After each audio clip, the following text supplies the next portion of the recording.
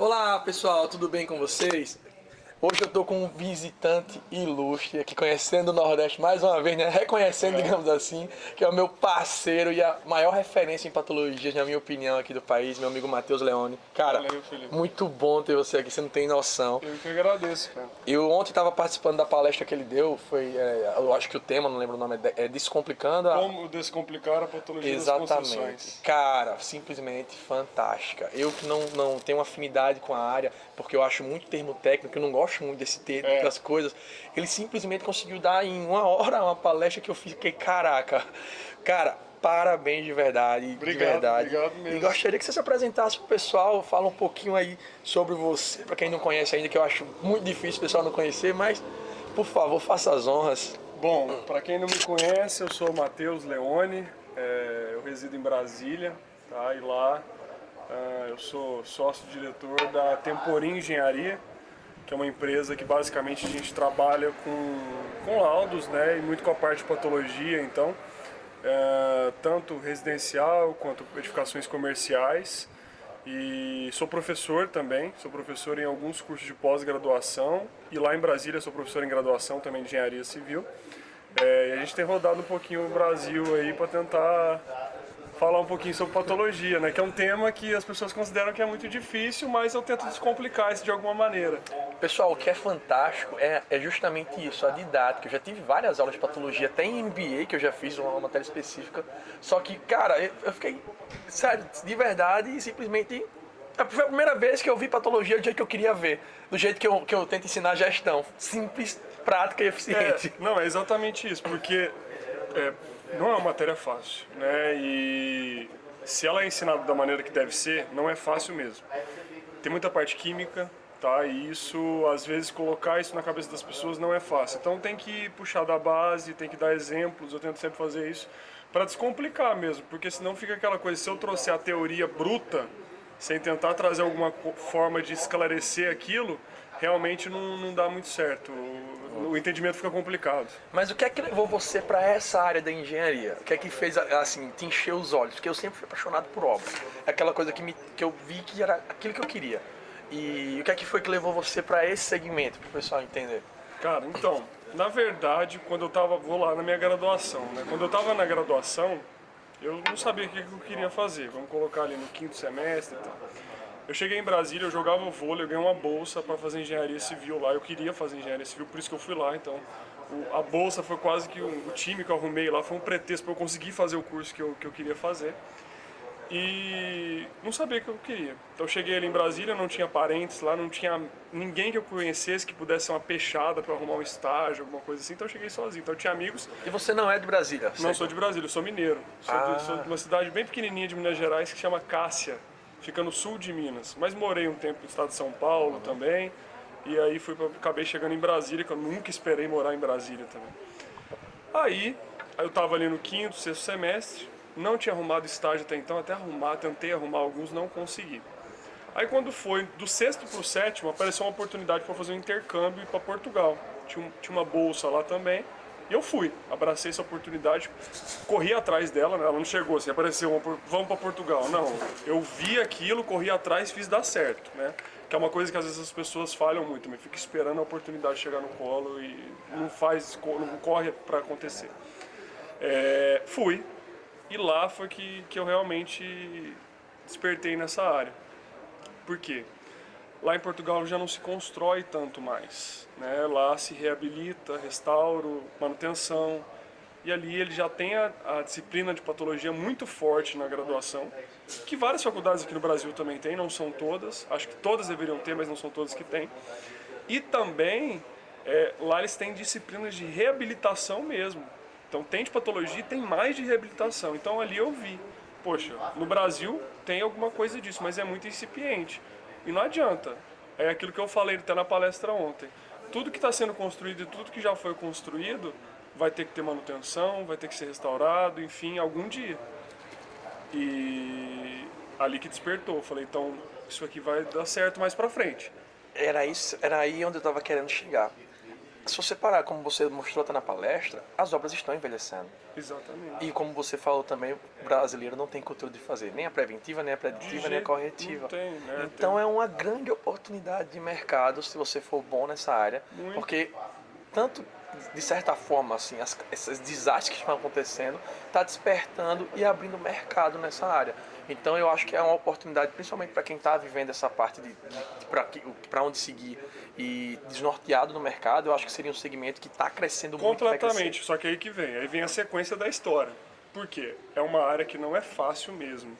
Então é uma área que envolve muito estudo, tá? Muita reciclagem sempre. E aí foi que eu voltei para o Brasil. A primeira coisa que eu fiz foi colar no meu professor, que era consultor lá em Brasília, que é ainda. Então, um excelente consultor lá. Colei nele, cheguei e falei para ele, me arruma um estágio. E ali na hora, tal, um monte de aluno pedindo estágio para ele, não me conhecia direito. Só que daí ele já me via ali destacando com notas boas na disciplina, apareceu uma oportunidade. Quem ele lembrou? Do que encheu o saco dele e falou, arruma um estágio, lembrou de mim.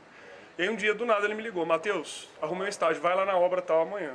Fui, nunca tinha feito nada, mexia com recuperação estrutural, nunca tinha feito nada na minha vida. Estudei de um dia para o outro, cheguei lá, fui mexer e fiquei ali um tempo mexendo com recuperação estrutural, cara, aprendi pra caramba. Aí foi ali que começou, só que daí é aquela história que o Danilo Lorenzetto fala muito, né, do vento de oportunidades. Aí apareceu um estágio para eu ir para uma empresa muito grande no Brasil, de escoramento, forma e andame, trabalhar com obras de infraestrutura. E naquela empresa, por exemplo, todos os engenheiros que estavam lá já tinham sido estagiários um dia. Então eu vi ali uma oportunidade de crescimento muito grande, tá? E fui, mesmo não sendo a área que eu falei, poxa, eu quero trabalhar com isso, porque apareceu uma oportunidade muito boa.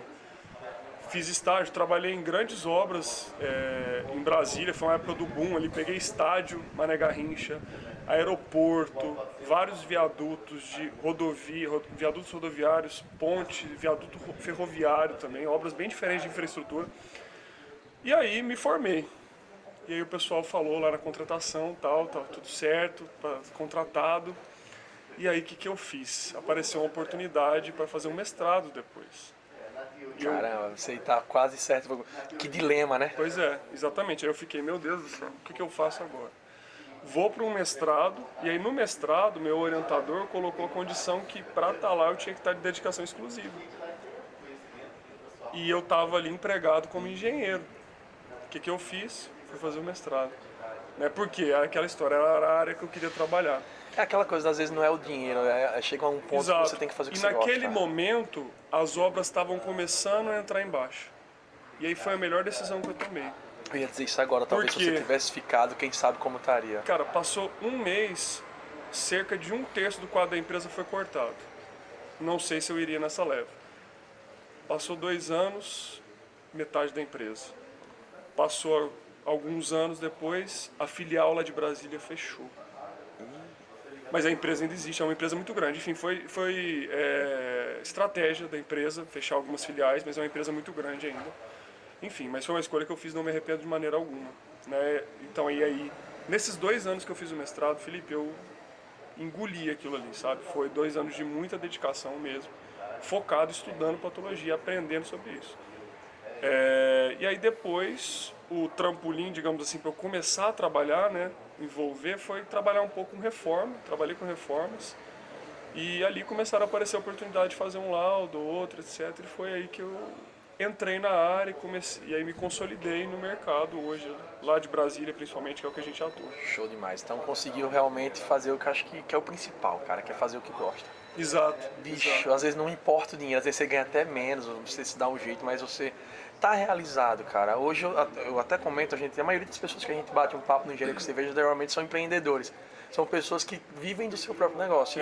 E aí todo mundo pergunta. Não, e não é fácil. Viver do próprio negócio no Brasil, cara, é muita coisa. É isso que tipo assim, parece que você tá nadando contra a maré todo dia. É só pá, mas é aquela história, cara. Eu vejo aí no Brasil que tem um país que tem muita oportunidade, tem muita coisa. Pro povo falar, vai para Portugal, não sei o quê. Cara, lá tem oportunidade, tem, mas eu vejo que aqui ainda tem mais oportunidade do que lá. Tá? Em termos de rentabilidade, eu acho que aqui dá para ganhar mais dinheiro do que lá ainda. Tem muita coisa aqui, sabe? É difícil, mas é aquela história também, cara, enquanto o povo tá chorando, então vamos vender lenço para quem tá chorando. Cara, não podemos ficar reclamando. É o que acontece, enquanto tem muita gente focada no problema, tem gente que tá buscando solução. Exato. E a maioria das pessoas, por incrível que pareça, o Murilo, onde mais cresceu, no meio da crise. onde a minha empresa mais cresceu, no meio da crise. O Jonathan, de estrutural, no meio da crise. Então, será que o problema realmente está na crise ou nessa galera que está reclamando? Exato, não, a gente tem que se adaptar, tem que ser camaleão. É adaptação todo dia. Eu nunca me vi dando aula, Matheus. Nunca me passou na minha cabeça Eu que eu ia também dar não. aula. Cara, dar aula. Hoje, se você me perguntar se eu prefiro fazer uma obra, dar uma palestra, eu me realizo muito mais na palestra. Cara, eu juro pra você, assim, eu tenho essa sensação muito. Eu tô lá no meio da aula, eu tô falando com as pessoas, eu tô ali, tá trocando mesmo minha experiência com a pessoa, e me vem aquele negócio na cabeça, assim, falando, sabe, uma realização muito boa, de verdade, na hora da aula. A aula também é uma outra coisa, né, fora a atividade técnica, que é uma vocação que eu descobri também que eu não tinha. Cara, eu fui sempre muito introvertido, eu não sabia conversar direito. Eu sempre Sério muito isso? tímido. E aí, cara, Era nerdão, tá ligado, pessoal? Olha a cara do Matheus. Eu acho que ele era nerdão, agora tá. aí na aula, nossa, eu me realizo muito. Eu me realizo muito. Eu gosto demais de poder passar e, poxa, é muito gratificante também você saber que uma outra pessoa tá ali escutando aquilo que você tem para falar, cara. E isso é uma responsabilidade muito grande também. A gente tem que estar sempre preparado. Não é uma coisa, às vezes a pessoa pensa, é fácil dar aula, o cara chega lá, fala qualquer besteira e tal. Não é assim. Não é mesmo. assim. Então você tem que preparar material, você tem que estar ali ajustando material sempre. Se atualizando Se pra atualizando, né? Isso é uma coisa que na área de patologia é muito importante. Então, há 2 semanas atrás agora, eu vi uma oportunidade, um curso em Portugal sobre reabilitação das construções. Cara, eu larguei tudo lá, as atividades da empresa, eu fui lá, fiquei 1 semana, todo dia um curso de 8 da manhã às 6 da tarde, de segunda a sexta, fiquei lá com os melhores professores de patologia do mundo para aprender mais, para poder estar aqui, passar um resultado melhor para o cliente, né? Para entregar um produto melhor e sempre estar se atualizando, porque não é uma área fácil, mas é uma área totalmente possível de se atuar, tá? Aí muita gente sempre pergunta, Matheus, o que eu faço para trabalhar nessa área? A primeira coisa que eu sempre recomendo mesmo é a pessoa fazer uma pós-graduação. Então, escolher uma boa escola de pós-graduação e fazer uma pós-graduação nessa área. Mas nada impede ela de começar a pós e já começar a atuar. Por que eu coloco a pós? Porque hoje, infelizmente, no nosso país, a gente não pode colocar que a graduação ela dá uma base de patologia sólida. Então, na pós, ela vai ter matérias específicas. Então, ela vai pegar uma matéria patologia de alvenaria, patologia de revestimentos, patologia do concreto, entendeu? Patologia de fundações. Então, ela vai pegar aquilo específico. É diferente. É diferente até na graduação. Mesmo nas faculdades que eu dou aula, a gente dá aula de patologia, só que eu pego o quê? É uma aula de 4 horas para um sistema, outro para outro. É pouco, entendeu? Então, assim, a graduação ela não dá essa base ainda, embora dê uma noção muito boa, mas essa base ainda não sai. E por isso que tem que estudar, tem que estudar. Eu leio muito. Eu vim para essa viagem agora, tem 3 livros lá na minha mochila. Não é livro de autoajuda, não é livro de empreendedorismo, que eu também às vezes leio. Um é sobre corrosão, corrosão de armaduras. Inclusive, livro muito bom, tá? Degradação e estruturas de concreto, professor Daniel Veras Ribeiro, lá da Federal da Bahia. Esse livro é fantástico, o pessoal sempre pede indicação de livro. E um outro de patologia do concreto também. Então, estou sempre lendo. Eu tô vendo que muita gente tá indo pra área, muito estudante tá se apaixonando por essa área de patologia. Eu tô vendo que estão vendo a oportunidade, eles estão enxergando isso e estão começando a seguir. E uma das coisas que eu concilio a isso é ver pessoas como a gente, como você na área, na verdade, na internet. Querendo ou não, é o que você falou, os caras agora têm alguém como referência, que eu não conheço, pode até ter, tá, pessoal? Eu não conheço ninguém que mexa com patologias de engenharia, que mostra conteúdo diário. Então, é isso que é uma questão também, né? Eu comecei o perfil despretensiosamente, total, né? Eu brinquei, foi em maio do ano passado, mais ou menos, que eu comecei. Eu falei para meus alunos, gente, eu tenho um perfil pessoal lá, vou fazer o seguinte agora, vou começar a postar as coisas que eu faço para vocês como uma forma de revisão de aula. Eu fiz isso. Apaguei todas as minhas fotos pessoais e comecei a postar as coisas que eu fazia. Fazia stories do dia que eu trabalhava, o que eu estava fazendo ali e tal, comecei. Cara, e chegou numa proporção que eu não esperava de jeito nenhum. Então, assim, eu nunca comprei seguidor, esse tipo de coisa. E, poxa, pra mim, pelo menos 20 mil seguidores honestos, sem fazer nada coisa, ali, é um número gratificante. Eu não esperava, Você imaginar que 20 mil pessoas estão lá esperando pra ver o que é que tu tá fazendo. A minha cidade, cara. poxa, Cássia, tem 20 mil habitantes. Minha cidade tem 23. 20 né? mil habitantes. A minha É do tamanho da minha cidade, é uma coisa muito louca isso. É muito. Hoje a internet ela abriu uma possibilidade. Cara, eu juro, Matheus, eu nunca imaginei, cara. Eu nunca imaginei. Eu venho de família, tipo, como eu falei, sou do interior, eu venho de família carente. E de repente você vê um negócio acontecendo. Cara, eu nunca tinha viajado de avião na minha vida. E de repente você, em um ano, viajar quase o país inteiro. Eu fiz, cara. Ué, até esse ano eu não conhecia o Nordeste. Agora, até o meio do ano, eu já fui acho que em 5 estados do Nordeste. É muito louco isso, cara. As oportunidades que dão. E o cara, muita gente pergunta, mas, por exemplo, quando eu tô viajando, custo dá dinheiro, cara, às vezes não é o dinheiro do curso. É uma oportunidade de você monetizar, tudo bem. Mas o que vem depois do curso, as indicações, os serviços, as consultorias. Muito. A questão também do conhecimento que você falou, né, de não tem muita referência em patologia no Brasil, tá? E assim como em todas as outras áreas. Mas o que eu vejo hoje? Hoje a maioria das pessoas, até por falta de tempo, né? Pra gente não é fácil isso também.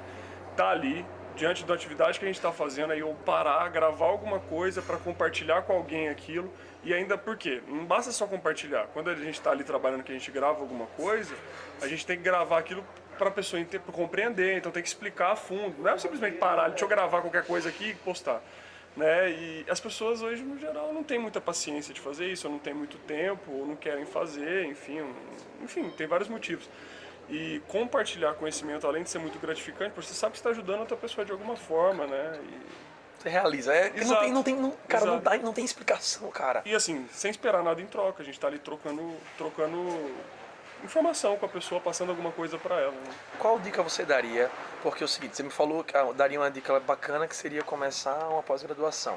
Mas como é que funciona a captação de cliente nesse segmento? Eu não conheço, de verdade, pessoal, não conheço.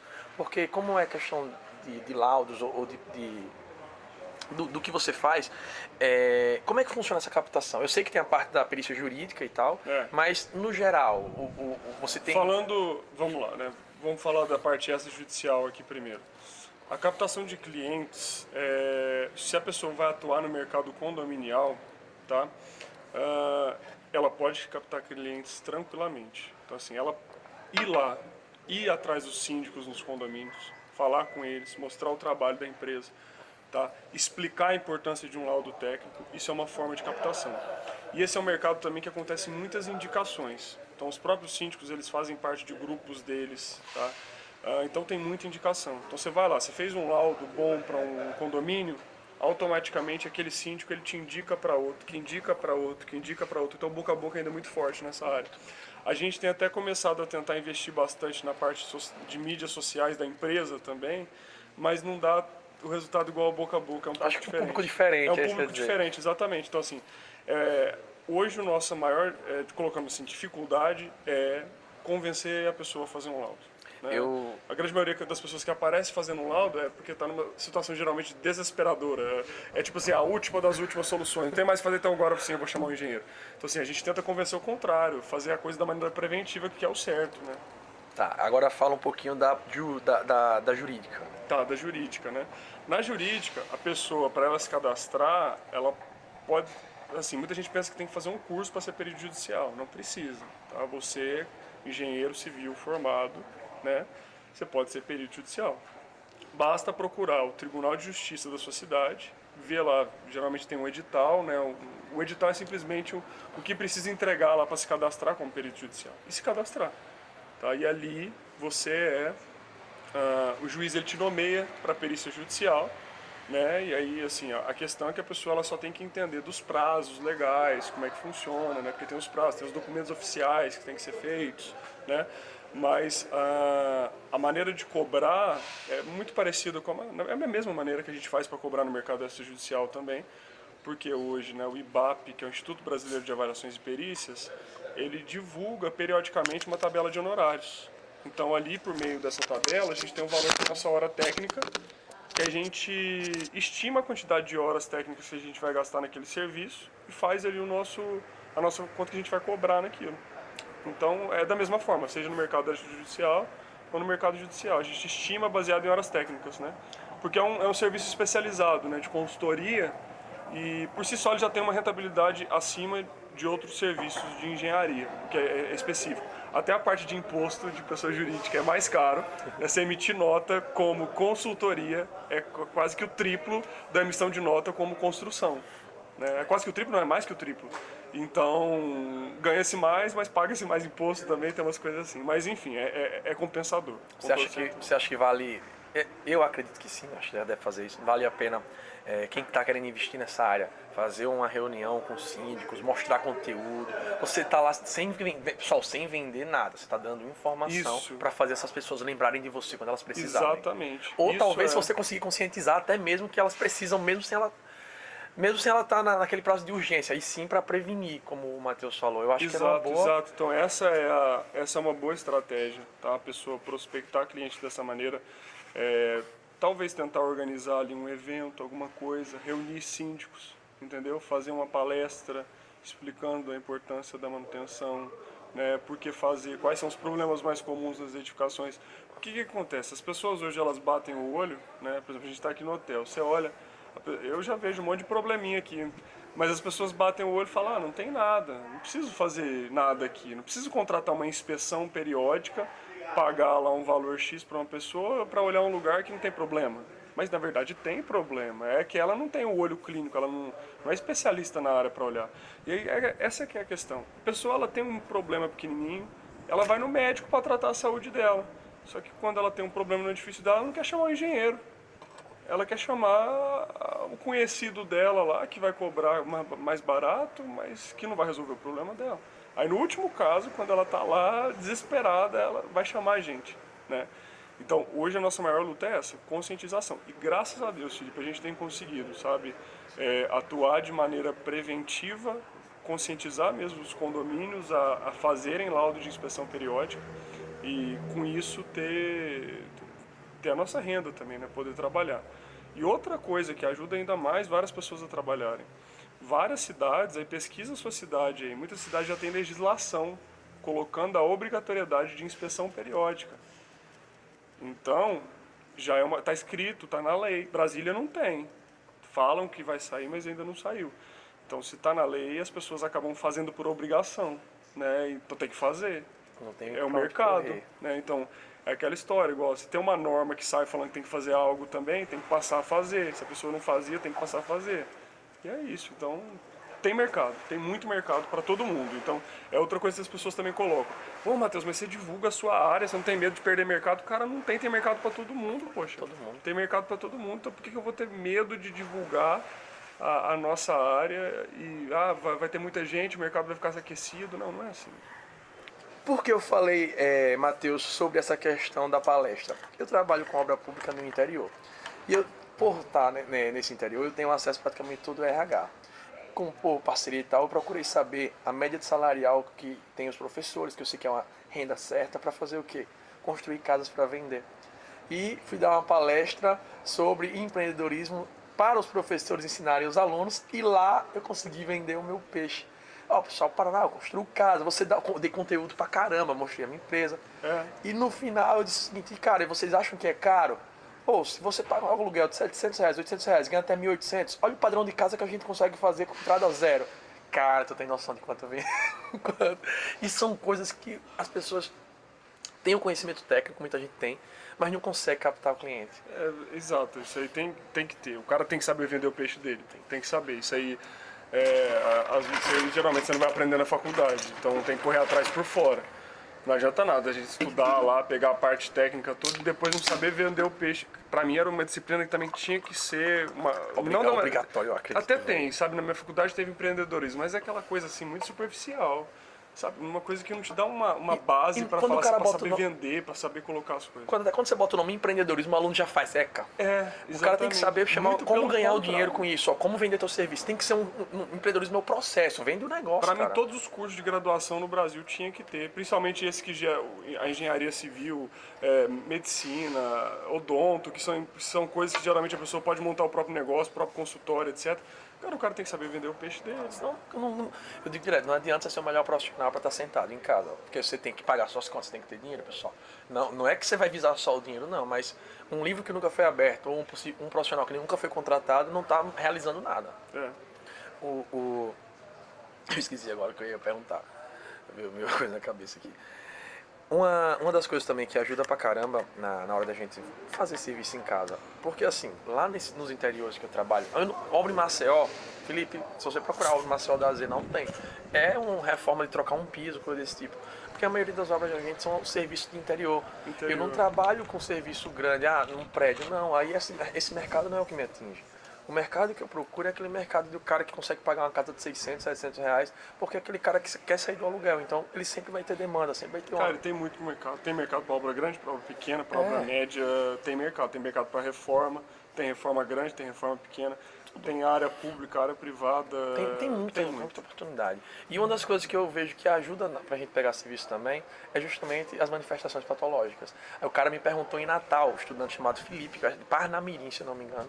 Ele levantou a mão, mas professor, o senhor fala assim, mas porque o senhor é da capital, é muito difícil você tentar vender serviço no interior. Eu digo, você que engana, eu não tenho obra na capital. Você vai pro interior, você tá na capital, vai pro interior. Cara, você é simples, o cara não quer te contratar porque ele prefere fazer com outra pessoa que não tem capacidade técnica, ou que não tem especialização, o que quer que seja. É simples.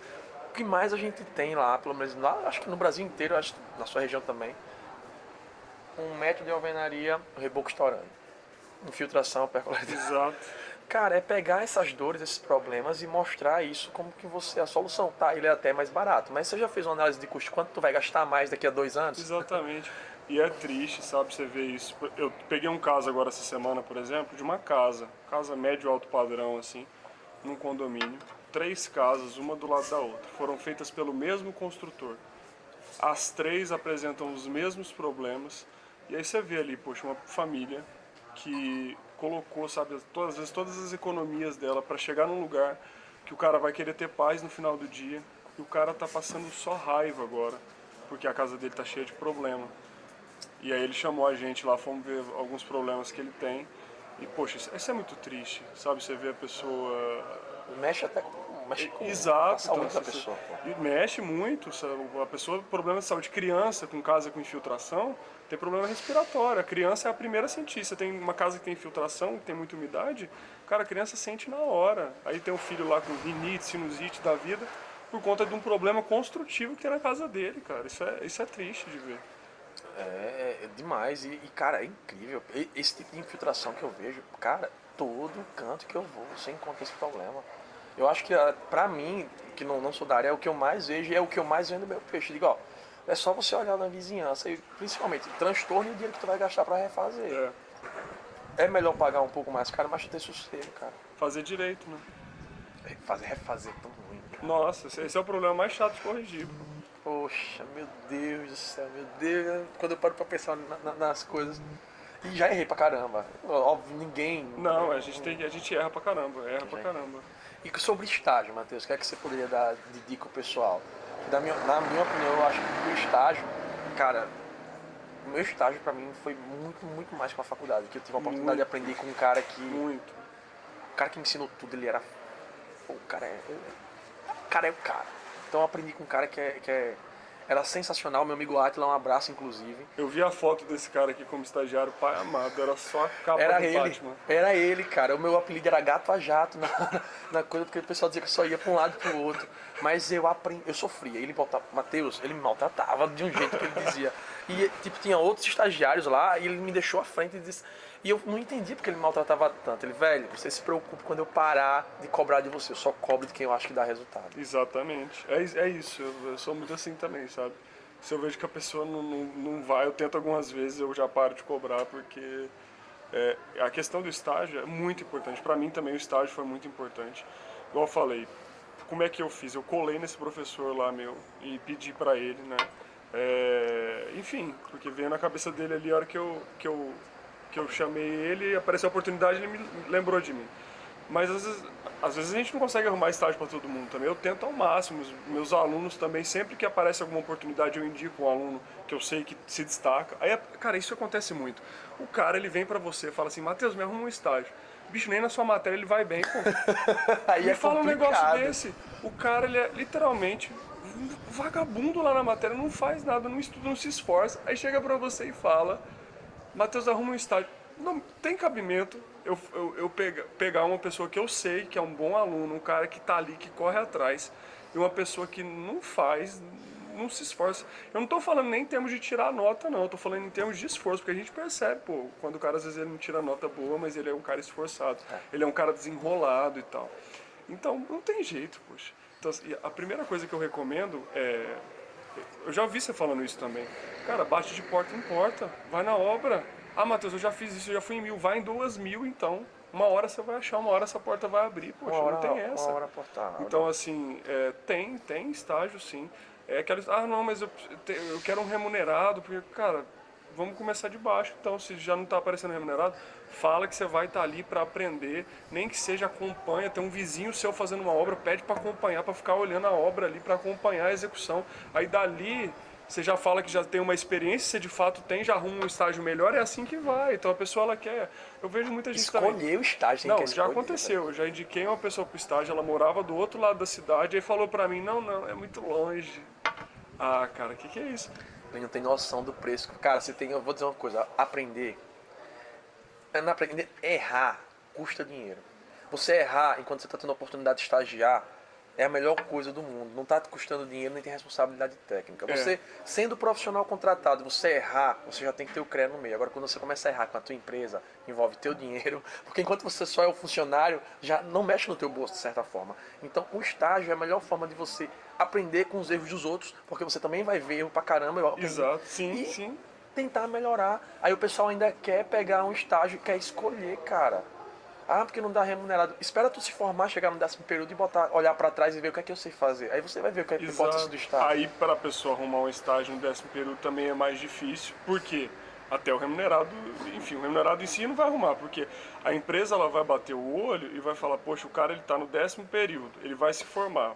Porque geralmente quando eu, por exemplo, quando eu vou por um estagiário, que eu vou optar por contratar um novo estagiário, eu tento pegar alguém ali que está no 6º, 7º semestre, porque eu tenho que ensinar a ele o processo, aí ele vai pegar a manha, ele vai botar para rodar aquilo sozinho. Aí se a pessoa está no 10º, ela não tem esse tempo mais, a não ser que depois ela abra a mão de um tempo da carreira dela para estar ali no aprendizado. Não estou falando que não pode fazer isso, pode fazer isso. Que ainda é um risco, que você, de repente, o cara vai dizer que vai ficar como estágio de um jeito e depois colocar a pessoa na justiça. Exatamente, tem você, isso. Você como empregador, eu não faria, você dá medo. Exatamente. Mas assim, não é uma coisa, às vezes tem gente que está nessa situação hoje, chegou no 10º, ainda tá tarde, cara, infelizmente tá tarde, mas ainda tem jeito. Tem. Sabe, a pessoa ela pode buscar uma experiência, tá, sem algum vínculo, mas pode tentar buscar, enfim, tem jeito, né? Tem. Dá pra correr atrás. Tá tarde, mas enfim, a pessoa tá viva ainda, ela pode fazer alguma coisa, pô, não é essa não, né? É verdade. E outra coisa que eu falo em relação ao estágio é que muita das coisas, o cara vai lá, te manda um currículo pra você avaliar. Aí você pega o currículo do cara, tá lá em cima. Estudante de engenharia, 5º período. Só. Gente, não é por nada. Não é porque você tem que... Você não precisa fazer um curso e ser o melhor do curso, não. Mas eu particularmente, quando eu olho o currículo, que eu vejo alguns cursos, pra mim, às vezes não importa saber nem se ele sabe aquilo, mas o cara teve a proatividade de ir atrás. Exato. E a maior característica que a gente procura no profissional hoje é um cara proativo. Eu tive um engenheiro agora na empresa, não sei nem se podia... Eu não vou dizer, vai que o cara veja isso aqui, eu vou cortar. Mas eu conheço... Porque esse cara foi muito filho da puta comigo. O cara me deu vários prejuízos, velho. Matheus, eu passei um tempo viajando e deixei a empresa na mão dele. Não, fala então não, pô. Não vou falar. Deixa quieto. Do assunto. O profissional, pessoal, que a gente busca, às vezes não é um profissional que tenha toda a qualidade técnica do mundo. A gente quer alguém que esteja disposto a resolver problema. Aquele cara que vista a camisa da empresa e que se tiver alguma coisa para fazer, ele rale atrás, cara. Ele pergunta. Ele pode até errar, mas você viu que ele tem tudo para fazer e da próxima ele não vai errar. Exatamente. Mas tem que ter proatividade, cara. Tem, é isso que eu mais falo, proatividade. É aquela história, é melhor você tomar porrada na cabeça porque tá fazendo demais do que tomar porrada porque tá fazendo de menos. Geralmente o cara que tá fazendo de menos, ele não vai tomar porrada, porque ele vai ser meio que deixado de lado às vezes. Porque eu, pelo menos, se eu vejo que o cara tá fazendo demais, eu tento sempre incentivar ele, igual você falou. Você só cobra de quem você sabe que vai dar resultado. Eu pego no pé do Lucas, Exato. cara. Então, assim, a proatividade é uma coisa que pode ser desenvolvida, pode demais. Não é uma coisa que a pessoa fala, nasce, eu sou proativo. Não, ela pode desenvolver isso, poxa. No começo, às vezes ela fica com vergonha ali, mas, cara, passa por cima da vergonha e começa a fazer as coisas sem ser pedido. Então, é tipo assim, tá ali na obra, você vê uma coisa que o fluxo não está funcionando muito bem, deixa eu pensar em alguma coisa aqui para melhorar esse fluxo. Será que se eu fizer uma planilha para o meu chefe com relação a esse serviço aqui que ele está fazendo, que está mecânico, é uma coisa mecânica, às vezes ele tem que ficar digitando, se eu fizer uma planilha e deixar isso pronto para ele, será que não vai melhorar a vida dele? Poxa, tira um tempo lá, às vezes no final de semana, desenvolve aquilo ali, chega pro cara. Na hora que o cara bater o olho naquilo ali, se melhorar a vida dele, poxa, sabe? E outra coisa, pessoal, sempre entregar a mais, né? Sempre mais. superar as expectativas, fazer o que todo mundo faz. Se a pessoa te pede X, meu filho, não entrega 2X, não, é X ao quadrado. Pô, eu gostei dessa, essa foi boa, viu? X ao quadrado. Outra coisa que eu percebi, eu até falei ontem, foi antes da sua palestra, quando eu estava lá no evento, o Antônio me chamou, foi lá. Cara, um evento como esse, a gente tá num congresso. Tem que aproveitar a festa, tem gente, mas é uma grande oportunidade para você conhecer gente do Brasil Muito. inteiro. E a galera não entende. O network da galera é de beber, de conversar. Muito. Velho. Cara, pra gente, pros estudantes. Ontem mesmo, poxa, eu tava aqui, o Casa Grande, que o cara fez a obra do Maracanã, poxa, ele fez a obra do Complexo Olímpico. Poxa, o cara tem um currículo fantástico. Todo mundo que tá aqui, sabe? Murilo Reis, Érica Orge, Leila, o Luiz da Engie Bahia, o Antônio dessa face que estava aqui também. Pô, tem uma galera que estava aqui. Isso é muito massa. Eu não conhecia todo mundo pessoalmente. Tava conhecendo Isso agora. é muito. A gente conhece, já bate papo por mensagem. Às vezes eu não conhecia o Antônio, eu sou parceiro do Antônio desde 2017, cara. Fui o primeiro parceiro do Alça Fácil. A gente conversa pra caramba. Não, que cara fantástico. Pô. Uma resenha. O Gordinho, ele se denomina o foda. Mas até entre os próprios estudantes, gente. Cara, de repente está conversando com alguém Que lá na frente vai ser seu companheiro, vai ser seu parceiro. Que vai abrir as portas da empresa que ele trabalha pra você. Cara, parceria na engenharia é a palavra-chave, entendeu? Se ninguém trabalha sozinho, tá? É um indicando o outro. Eu sou muito dessa questão da indicação. O cara vai indicar. Ninguém vai trabalhar em todas as áreas, poxa. Então, assim, você tá lá, você tem seu colega, aí já vem. O cara, ele não sabe que desde quando ele tá tendo aula, ele já tá sendo avaliado, poxa. Sabe por quê? Porque o cara do lado dele vai ser o companheiro de trabalho dele.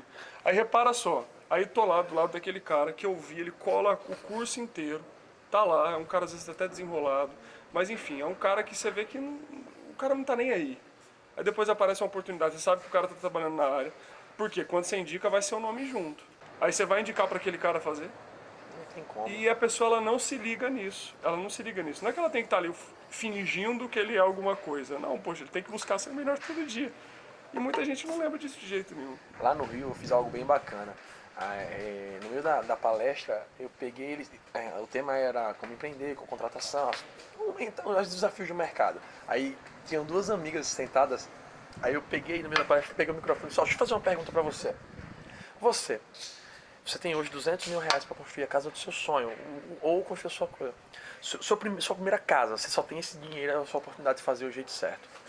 Ela, tudo bem, que massa. Aí começou a rir brincando, eu fiz, beleza, agora me diga uma coisa. Você contrataria sua amiga pra fazer sua casa? Cara, na hora ela fez. Aí todo mundo começou a rir. Eu digo, é justamente isso que o empresário olha. Porque eu vou contratar alguém, você daria seu carro para quem passou na prova teórica do Detran? Não é porque você é recém-formado, mas é porque eu sou recém-formado, tem que ter oportunidade, tá? Você constrói uma empresa, é basicamente como um filho, você gasta tudo aquilo ali. Aí você vai dar para alguém brincar e aprender na tua empresa. A gente quer contratar, não que você vai querer só os melhores, mas pessoas que você veja potencial, ou que você acredita naquilo. Exato. Então, não é um mercado que tá ruim, é você olhar para as pessoas do seu lado, você dizer que não contrataria nem seu amigo, e no final eu perguntei, e você se contrataria? E, poxa, na nossa profissão de engenharia, os primeiros serviços, as primeiras coisas que a gente começa a pegar são das pessoas mais próximas a gente. É verdade. E aí se a pessoa, ela não enfim, ela tá ali, às vezes você abre o perfil da rede social da pessoa, só pelo perfil você já não confia na pessoa, porque você vê que ela... Cara, então assim, é aquela história. Se eu abrisse o seu perfil aí hoje, de rede social, o que eu veria sobre você? Né? Esse é um ponto muito grande também, que as pessoas esquecem, porque ela está sendo observada, né? Hoje, quando você manda um currículo para alguém, pessoal, quando você pega o número de telefone e você salva, você entra no Instagram, tá lá, sugestão de amizade, porque tá tudo interligado, não sei não, a internet... É tudo interligado, Pô, o WhatsApp, Facebook e Instagram é do mesmo dono, então... Você salvou o negócio, aparece sugestão de amizade, você já tem a vida do cara todo. Exatamente, ele já clica ali, aí você tem alguma... Às vezes, mesmo se o perfil é fechado, ele vê alguma coisa ou outra, já vê que a pessoa tá marcada e... Influencia, gente, influencia, não tem como não influenciar, influencia. Você primeiro compra a pessoa para depois comprar o serviço. Exatamente. É muito fantástico isso. E um detalhe, você falou uma coisa aqui que eu não sabia. Você criou seu perfil profissional em maio, eu lhe conheci em abril. Então quando a gente se conheceu lá em São Paulo, você ainda não estava com o perfil, eu achei que você já tinha. Não, eu tinha acabado de começar, verdade. Lá eu fui pra Feicom, eu tinha um mês que eu tinha colocado esse perfil pra mudar. Tava pequeno. gente... Não, então, mas ele naquele início deu um boom muito rápido. Acho que o perfil de 500, eu tinha 500 seguidores, foi pra tipo 3.000 em um mês. Aí depois que começou a crescer mais, mas não tinha mesmo não direito, tava no comecinho. Faz um ano, foi incrível, cara. Foi um encontro muito bom. Tava eu, Rodrigo Nunes, Fabrício do Pedreirão, Murilo foi também, o Carim, o Jefferson. O Jefferson do Furlan. Um abraço, meu amigo Jefferson. Então, o negócio dele agora é lutar com o filho. Cara, parabéns, velho. Eu acho muito maneira a relação dos dois. Cara, que a gente foi jantar, que coisa... É muito bom você ver as pessoas que você acompanha, como a internet liga une as pessoas, o pessoal do Brasil inteiro, a gente tá lá, a gente troca uma informação, troca outra, e pô, você conhecer essa galera, velho, pra mim foi uma realização muito grande, pô. Eu, particularmente, até disse o Rodrigo Nunes lá, digo, Rodrigão, eu já tinha meu perfil, eu postava coisa de serviço, eu postava mais questão de cursos, mas eu não aparecia. Eu não gostava de aparecer. Aí depois que eu vi o Rodrigo aparecendo, cara, será que vou... Eu disse, eu comecei a aparecer depois de tu. Eu digo, pô, se o careca tá indo, eu vou também. Brincadeira, Rodrigão. Eu até tirava onda com ele. Nunca mais falei com ele. Muito gente boa, mas cara. hoje eu fico olhando suas resenhas lá com a Genora, eu fico rindo demais, cara. Aquele menino, ele é muito esperto. Cara, eu tô com saudade, você falou agora, eu tô 15 dias praticamente, eu vejo, gente, a Genora, te amo, meu filho. Tô deprê pra... Matheus, cara, velho, muito. Infelizmente ele não bebe, não quer beber cerveja, cara, ele tá quebrando as regras. O Murilo queria que eu gravasse na academia com ele. Pô, Murilo, para com isso. Gente, tô aqui na minha aguinha com tá na água. Cara, Matheus, primeiro é um prazer rever você, cara, sabe que eu acompanho você de verdade, eu acho, sinceramente, na sua área você é o melhor que eu conheço. Eu não, sinceramente, eu não conheço outra pessoa e você, pra mim, já... A palestra de ontem eu fiquei, cara, o Lucas tinha me falado, né, que o Lucas levou o Lucas tinha me dito, cara, não perde a palestra do Matheus. Eu digo, pô, no SIC, lá no SIC. Foi lá no SIC. Então, eu quero agradecer demais a você pela parceria de sempre, vai dizer que é sempre um prazer revê-lo. Espero, pô, infelizmente você foi em Maceió, eu tava viajando, tava dando treinamento. Ele foi por onde é que você tinha ido? Foi pro Rio Grande do Sul. Foi pro Rio Grande do Sul, tava no... tu chegou depois, então. Aí eu fui pra Gramado no outro dia que você foi embora, Porto Alegre. Cara, foi mesmo. Então, assim, eu quero agradecer demais, dizer que foi um prazer enorme estar gravando aqui com você, cara. Parabéns pelo conteúdo, você não tem noção de quantas pessoas te ajudam. Meus alunos falam demais. E a outra, obrigado por tudo. Eu que agradeço, Felipe. Manda o seu último recado pro pessoal e joga a brasa aí, joga pesado.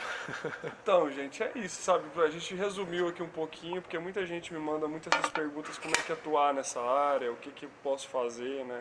Foram essas dicas aqui, basicamente, que a gente deu, e qualquer coisa que vocês precisarem, pode mandar lá uma mensagem pro meu perfil, @Mateus com TH, Leone com I no final, _Enge, que eu vou ter o maior prazer de te responder, o maior prazer de falar com você.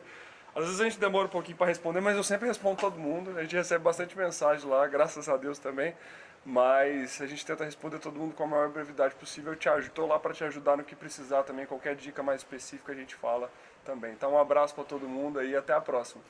vê lá embaixo aqui, vai estar o link do perfil do Matheus. Clica lá e você, tenho certeza que você não vai se arrepender, não. Vai ser aqueles minutos do dia que você vai parar pra ver, cara. Um brinde, saúde, Valeu. sucesso pra nós todos. Obrigado, Cara, tá meu com amigo. água, com gás, pô.